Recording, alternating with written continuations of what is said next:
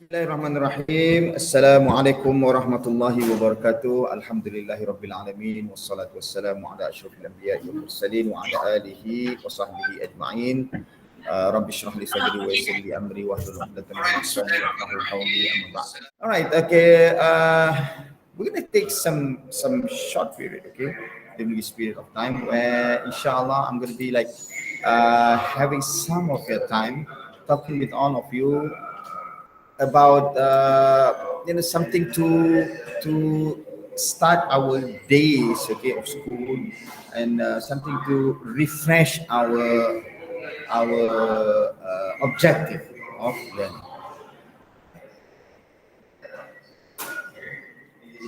When we were created by Allah subhanahu wa ta'ala, okay, Allah subhanahu wa ta'ala mentioned in a lot of ayat about what is the purpose of our life in this world. The purpose of our life in this world, the best that can be described is when we recite Surah Al-Mulk. Okay, Surah Al-Mulk. I bet that all of you memorize Surah Al-Mulk. Okay, if not memorizing Surah Al-Mulk also, I think that a lot of you will recite it daily, nighttime especially. And if you did not, if you haven't started reciting Surah Al-Mulk in your daily life, you should start it by now, because it is one of the surah that Rasulullah SAW will not retire to his bed, will not end his night without reciting it. Okay, so start now if you haven't started. And the thing that I want to talk about with you this morning, in Surah Al-Mulk, Allah subhanahu wa ta'ala says in the second verse of Surah Al-Mulk, الذي خلق أعوذ بالله من الشيطان الرجيم الذي خلق الموت والحياة ليبلوكم أيكم أحسن عملا وهو العزيز الغفور. Allah subhanahu wa ta'ala says in that ayah, in that second verse of Surah Al-Mulk, He said that He is the one, Allah is the one that created death and life. Meaning that all of us here in this world, we face this life and we face the death that will be having it after this. Okay, and Allah subhanahu wa ta'ala mentioned the objective, liyabluwakum ayyukum ahsanu amala. Allah says it is to test you which of you have the best of deeds.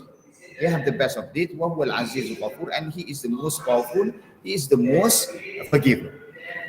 All right, here Allah subhanahu wa ta'ala mentioned to us that this life, actually what we are facing now, and the death that will come to us is actually a test.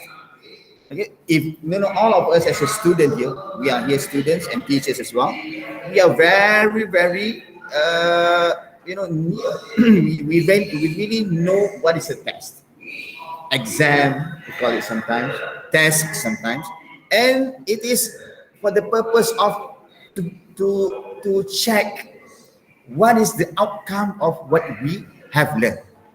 So this test of our life, Allah mentioned here, will be based, okay, the result will be based by the best of your good deeds. Ayyukum ahsanu amala, the best of your good deeds.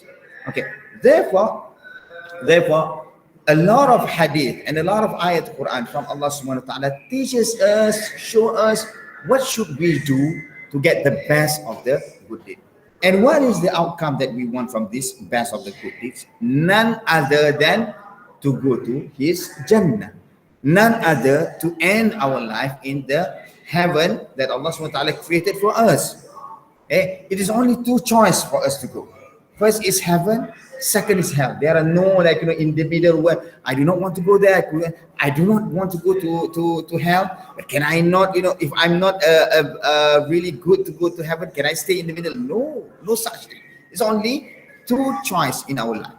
It's either you are good and you go to heaven, or you are bad and you go to Jahannam or hellfire. All right. So how do we go, or how do we end our life in Jannah, in the heaven?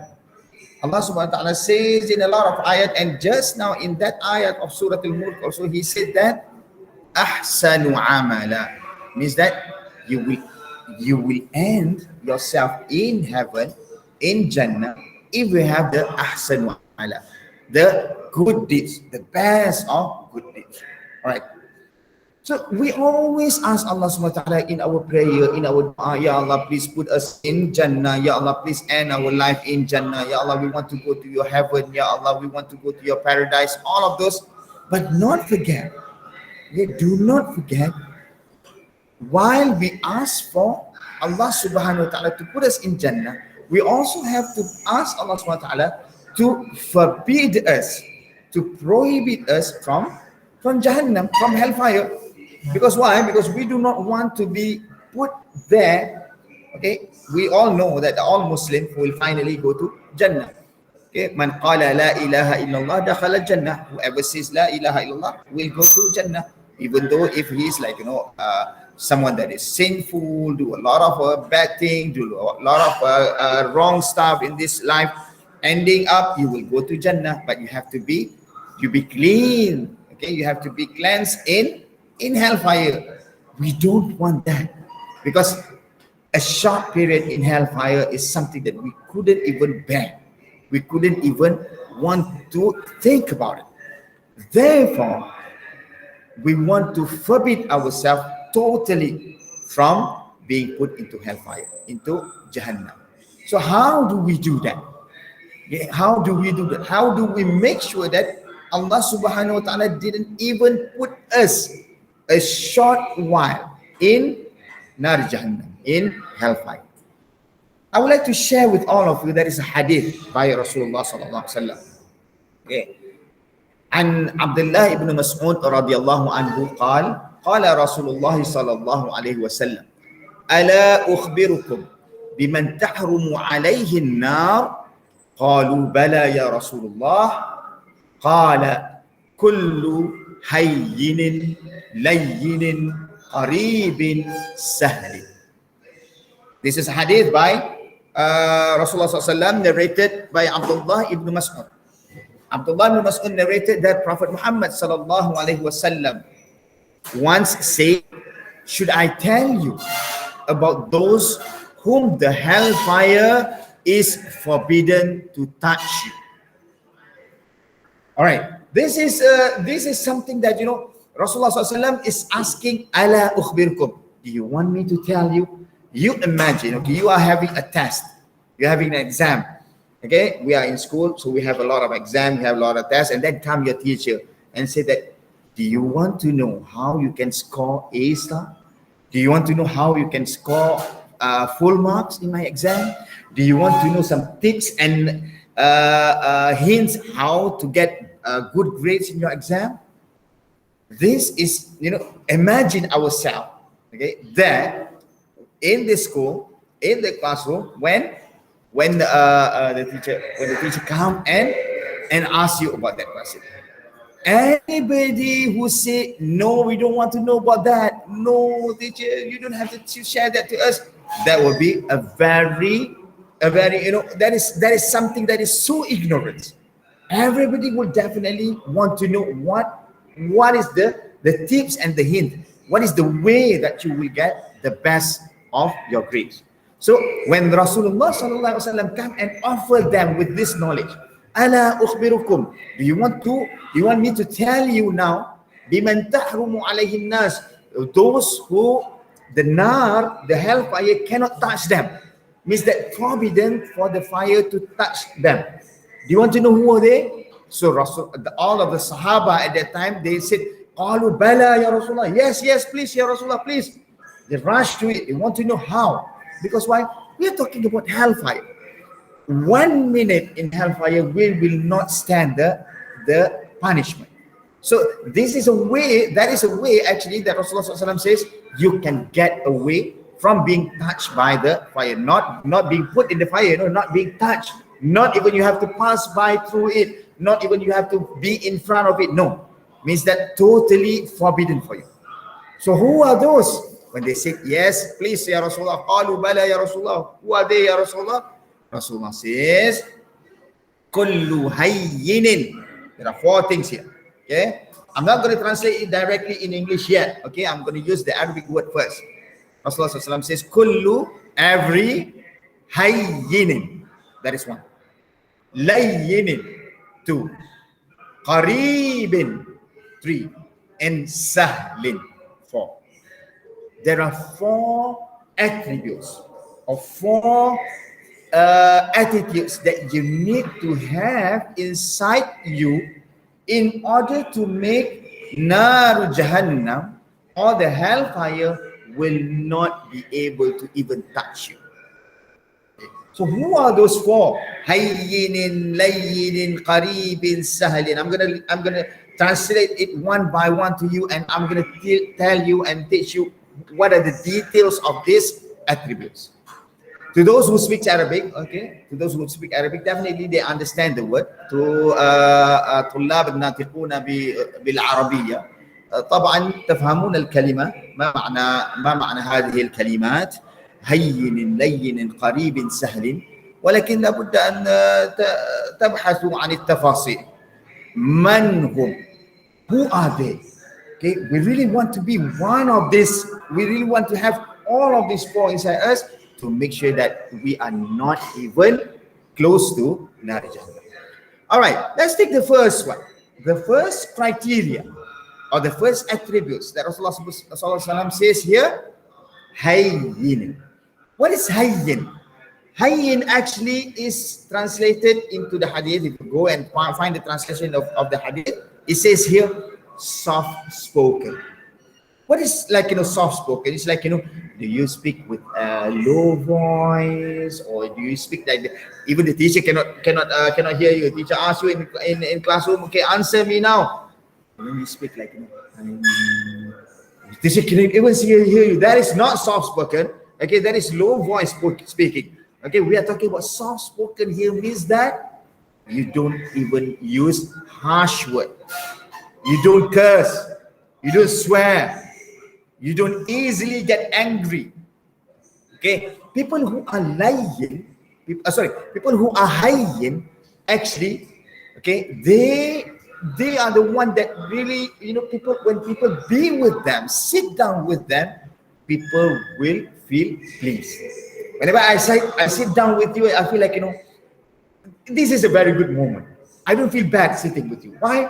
Because you don't use bad words. You don't use you speak in 1 minute, like, you speak 1 second and then toot, and then you speak 1 second, toot, all the bad words that, if you watch TV, they couldn't show it, they couldn't let you hear that, so they put the toot, toot, toot. This all, it's not hayyin.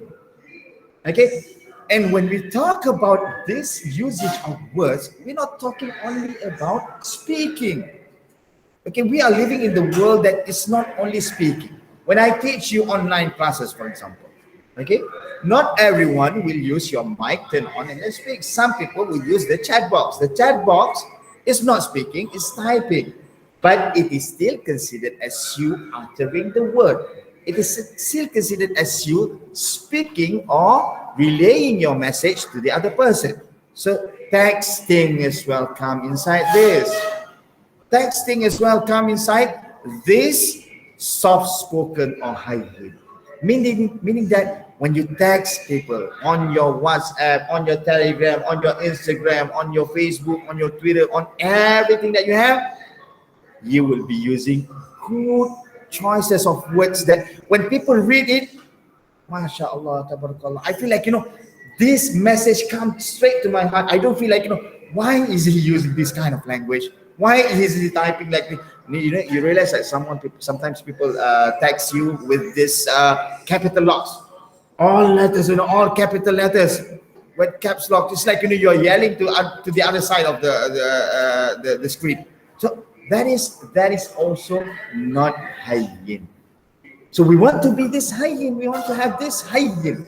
We want to be not able to be touched by the hellfire. Right.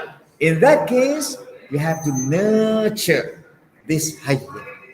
Sometimes some people, they have this hayyin from the outside only, but not from the inside.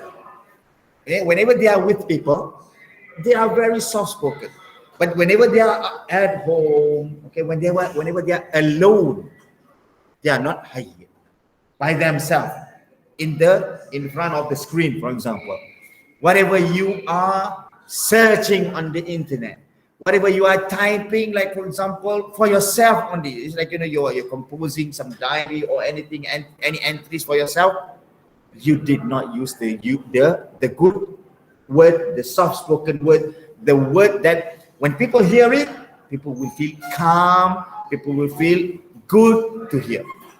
Why is this? This person, the second person just now I told you, he only has this hayyin outside, zahiri, not inside, not batini. That is wrong. We are supposed to have this attitude, these attributes, this criteria of hayyin inside and outside. Outside means we are with people. People can judge us. People can see us. Okay, like for example, I have here students in front of me from my class. Whenever I hear them, for example, Shah here, when I hear, oh, Shah, when he speaks, this is so, I really look forward, for example. Okay, I come to the classroom imagining all of those faces, oh, all of them very good speaking, nobody use harsh words. And the teacher will feel like very pleased to come to the classroom. While if there are some people without this hayyin, whenever the teacher comes into thinking like coming into the classroom, oh, that class, not again, right? The teacher, this is you are putting pressure up to people. When you're putting pressure up to people, you are not having this hayyin. You're not at the hayyin time. All right. So this, okay, I'm talking here to us where we are in the education system and we are students and teachers here. Right? Therefore, I take example of our daily lives here. Okay, I myself, when I want to come to school, okay, I put inside my mind, I want my students to be able to sit down with me without any anger inside them, without any hatred inside them. That is why I choose good words. I like my colleagues, my other teachers also to see me as a very, educated and nice person that they can tell me anything. So I choose good words. So now we have to train that in ourselves. So how to train that? How to teach that? We come back to basic. We come back to basic where, if you all remember, okay, those who learn with me, okay, those who learn with me Islamiyat, we have learned in grade 7 about the great hadith of Jibril. Okay, the great hadith of Jibril, where Jibril come to teach all the Sahaba and ask Rasulullah SAW about the questions of Al-Islam, Al-Iman, Al-Ihsan, and the Yawm Al-Qiyamah. When Jibril alayhi salam asked Rasulullah SAW about Al-Ihsan, can you tell me, Ya Rasulullah, what is Al-Ihsan? What did Rasulullah SAW say? He said that Al-Ihsan is أن تعبد الله كأنك تراه فإن لم تكن تراه فإنه يراك. You worship Allah as if you can see Allah in front of you. But if you couldn't make that happen, you couldn't see Allah, make sure that you understand that Allah always see you. So this is actually Tawheed. This is the faith that we need to have inside ourselves. Okay, we need to have inside ourselves. That Allah subhanahu wa ta'ala always looking at us. Now, if you are having that hayyin only in front of your teachers, if you are having your hayyin only in front of your parents, if you are having your hayyin only in front of your friends, but not while you are alone, okay? Or some people, sometimes, they're like, this group of friends, I have to be hayyin. The other group of friends, oh, it's okay, I can call him by names. Okay, hey, you, all that, I can see it here, okay? Okay, this is like, it's not allowed to mention the words here. So put up the bad words in there. Okay. So whenever they are with the other group of people, they're not with the hayyin. With this group of people, they're hayyin. Why? Because the concept of Allah is looking at you every time was not there within themselves. We have to know. Okay, we have to know. Like for example, when you come into school. Okay, schooling days is okay. When you come into, for example, exam or test, okay. Nobody is here looking at me. I can do a lot of things. Okay, I can reach up my phones. I can do that. I can Google my question. Don't tell me nobody Google for my question. Okay, I know that. Okay, I mark your paper, and I know some of you did that. And I'm just kidding. Okay, all right. So the point is that, okay, when you didn't have that feeling that someone is looking at you, you feel like I'm free to do things. I'm alone now. That's not at home. Okay, teacher's not in class, so we can do things. That is wrong. There is always Allah subhanahu wa ta'ala looking upon us. Okay, Allah says that He knows whatever you show or whatever you hide. Whatever you do in front, whatever you do at the back, Allah knows everything. So if you are being hayyin only in front of people, you're not being hayyin at the back of the others. That is, you are being not hayyin in front of Allah subhanahu wa ta'ala. So imagine how. Okay, imagine how we are not, having this faith, the real tawheed inside ourselves. All right. Let's move on to the second criteria. Okay, the second criteria that is mentioned by Rasulullah SAW in the hadith, the first one, kullu hayyin. Now we understand hayyin. Hayyin are the soft-spoken, meaning that after this, you have to have this attitude of making sure that everyone will be pleased with you. Okay, not only your group of friends in your classroom only, but also like the other classes. You're now like myself here. I'm now here in my class of 8A for grade 8. You have junior of grade 7. Okay, you have juniors of those students in primary. Make sure that when they ask you something, when they see you, they see as someone who they can trust and they can ask and they can get answers in a very good manner. I don't be afraid. I don't feel afraid of this big brother. Like Shabin is big in size. Okay, they don't like oh he might pinch me. He might say something that is I'm afraid of. No, he is able to go and ask Shabin because why? He knows that Shabin is a hayyin person. Okay, he respect. He shows good example to everyone. All right, let's go to the second one. The second one, Rasulullah SAW said, layyin. Okay, what is layyin? All right, everybody who learns Arabic will know that layyin means soft, gentle. Okay, what is gentle here? You move like slowly. Okay, when you're picking up things, okay, you pick up, teachers ask, okay, can you pass me the microphone? Yes, we have it, teacher. No, this is not layyin. This is slow. Okay, that is slow. Layyin here means polite, well-mannered. Okay, by being polite and well-mannered, okay, just now, when we talk about hayyin, it is more to something you say. Okay, it is more to something that you utter the word. Now, layyin, it is more to how you act. Okay, it is more to action. Meaning that your action is always something that people look forward to. It is always something that people don't get afraid how he will react to my question. How will he react to my what I do to him? Okay, so this is layyin. Included also in layyin is the feeling of not self-centered. Okay, you get self-centered. You understand self-centered means that you only think about yourself. Right? You only think about yourself. I want to get this, so I don't care about others. I don't care about others. Okay, like for example, someone driving on the street. Okay, you are in the traffic congestion. Okay, in the traffic where there are a lot of cars coming on the other side, and one car want to turn to the right. Okay, this road also going forward. Okay, we have a lot of traffic here. So you stop your car for a while, giving a simple gesture to the other drivers in front of you. Please, giving him way, show him some sign, giving way, so he can turn without creating a long queue behind him. So he would thank you and then go.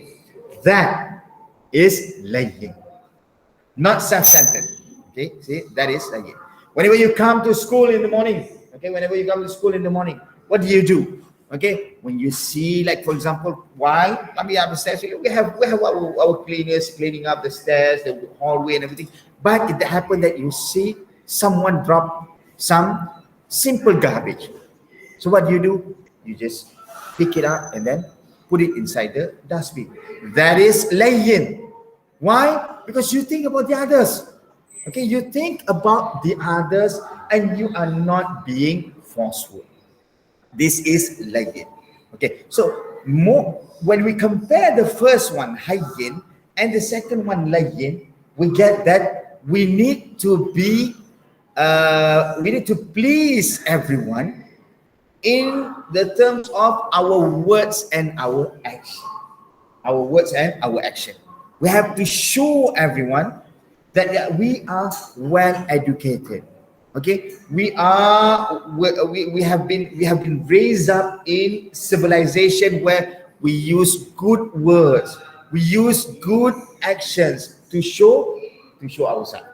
Okay, we are good students here. Okay, all students of Imas, I know that all of you good. So, and layyin also must be done the same way as hayyin, not only outside, not only in front of people.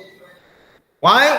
Again, back to the same concept of Allah subhanahu wa ta'ala is always looking upon us. Okay, He always see us. What we do. You in front of your parents, okay, I clean it here, okay, I put that there. When your parents not home, then you are the boss. Okay, you sit down on the sofa, leg on the table, okay, eat, right, throw garbage everywhere. That is wrong. Okay, you are only acting layyin in front of them.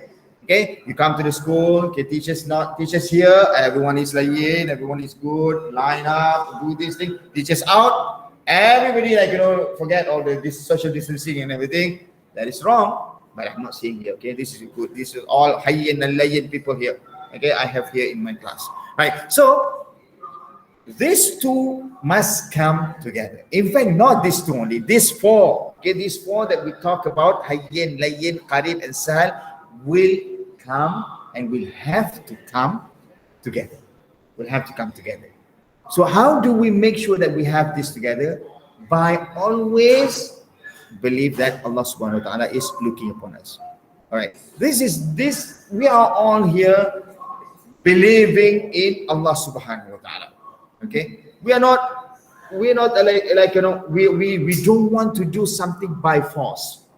Okay, you're not doing something by force. So the only way to nurture all of these good attributes and good criteria in us by believing that Allah subhanahu wa ta'ala is here to judge us.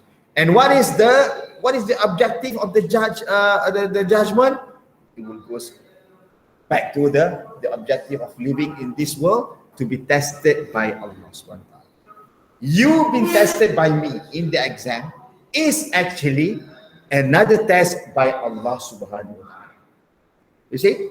Okay, all of these things that we do in our life here in this world, it is a test from Allah subhanahu wa ta'ala. So our exam, for example, okay, the one that we did the other day exam, okay, that a lot of you scored good in my paper, alhamdulillah. Right, congratulations to all those who get good grades. So that small test actually is one part of the big test that we have, in this. The big test that Allah subhanahu wa ta'ala put to us. So that big test actually is to put us where? Jannah or Jahannam. Anybody here would like to go to Jahannam? Anybody? If I ask, okay, if I do any poll, I would never put it 100% in front of me. Ask them, nobody will say that maybe I would like to try, teacher. Okay, the Jahannam. Nobody would dare answering that. Okay, therefore Allah subhanahu wa ta'ala provide us, Rasulullah SAW provide us here with four criteria: Hayyin and Layyin. Okay, if I carry on with this another two, we're going to take a long time. So the other two, I will just translate it to you today, and I will give the detail in the next session, inshallah. All right. What are those two? Those two. Okay. Let's recap all the four. Rasulullah SAW says, "Kullu hayyinin." We know about hayyin just now. Layyinin. We understand also about layyin just now. The third is qareebin. Qareeb. I think everyone, even level 1 also will know. Okay. Nas level 1 also will know. What is qareeb? Qareeb means near, close. Okay, what is near and close here? We're going to take the details, but let me just tell you. Okay, even in English we call close friend. Okay, The word Kareem, even if I translate it into Malay language, okay, I know that majority here speaks Malay, we call it Sahabat Kareem. Or there is another word, say Akrab. Akrab means, in Arabic we call Akrab. Akrab means close. See, all of the words comes in, even in English, in Arabic, in Malay, all of them almost related to one meaning, that is, you are being friendly. Okay, that is number 3. And number 4, Rasulullah SAW says, Sahlun. What is Sahlun? Sahlun is easy. What is Sahlun? It's easy. It's easy. Sahlun is easy. Okay, you recite the dua before you go to the exam. Allahumma la sahla illa ma ja'altahu sahla. Allah, ya Allah, there is nothing that is easy unless you make it easy. That is sahlun. Okay, sahlun is easy. So what is this easy about? Allah SWT, Rasulullah SAW want us to be an easygoing person. All right.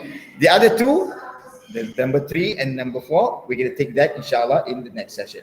So let me recap a bit. Okay, let me recap a bit before we go for our dua. Okay, we need 2. Today we learn 2. Okay, 2 of the main criteria for us not to be touched by the nar jahannam. Okay, and not to be touched means that we really want to be away from it. Okay, I would like to take the words of Sayyidina Ali radiallahu anhu. Okay, Sayyidina Ali, the cousin of Rasulullah SAW, the first Khalifa in Islam, he said when people ask him about what is taqwa, okay, what is taqwa? He said that taqwa is that an taj'ala baynaka wa bayna an-nar wiqaya. You prepare between you and hellfire something that is called wiqaya, something that preventing you. So it's like, imagine that you are here, hellfire is in front of you over there. So you prepare one big wall, thick wall, for you not to feel the heat of the fire, not to be struck by that fire, not be touched by that fire. So this is taqwa. So now let's imply that into the hadith of Rasulullah SAW says, these 4 people will be forbidden for the fire to touch them, meaning that we are now preparing ourselves to be a taqwa person. Taqwa means righteous, pious person. Number 1, Hayyin. Number 2, Layyin. Very easy to do. Very easy to do, but very hard to execute sometimes. Because why? Because I know, okay, with all of this, young age and rebellious and rages thinking of things, I would like to do this, I would like to do this, but you have to train yourself. Okay, what is the main objective of our life here in this world? Number 1, we do not want to be touched by hellfire. We do not want to go to Jannah. We want to go to Jannah. So in order to go to Jannah, prepare this. Okay? So today we learn about these 2, Hayyin and Layyin. Soft-spoken and gentle in the terms of our attitude. All right. Okay, so that is about today, inshallah. Okay, we're going to continue our next session where we will talk about the other 2 criteria, Kareem and Sahl. Okay.